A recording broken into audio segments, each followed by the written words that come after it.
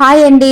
Broken wheat అదేనండి గోధుమ రవ్వతో స్వామివారికి నైవేద్యాన్ని ప్రిపేర్ చేసుకోవడం కోసం కొంచెం నెయ్యి వేసేసుకొని మనకు కావాల్సిన డ్రై ఫ్రూట్స్ని వేపేసుకొని పక్కకు ఉంచేసుకోవాలి.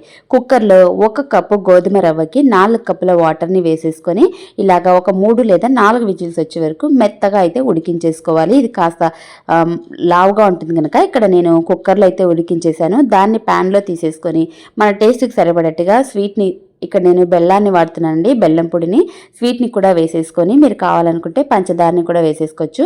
కొంచెం ఇలాచీ పౌడర్ని వేసేసుకొని సిమ్లో ఉంచేసుకొని ఒక 2 నిమిషాలు ఇదంతా కలిసేలాగా అయితే బాగా కలిపేసుకోవాలి. ఇక్కడ మనం కావాలి అని అనుకుంటే ఇలా కొంచెం నెయ్యిని అయితే యాడ్ చేసేసుకోవచ్చు, వద్దనుకుంటే స్కిప్ చేసేసుకోవచ్చు. ఇదంతా కూడా ఇలా సిమ్లో ఉంచేసుకొని బాగా కలిపేసుకొని కేవలం 2 అంటే 2 నిమిషాలు మూతను పెట్టేసుకొని ఉంచేసుకొని స్టవ్ ఆఫ్ చేసుకొని మనం వేయించేసి పెట్టేసుకున్న డ్రై ఫ్రూట్స్ని వేసుకోవడమే. చాలా చాలా టేస్టీగా ఉంటుంది. తప్పకుండా ట్రై చేయండి. Don't forget to like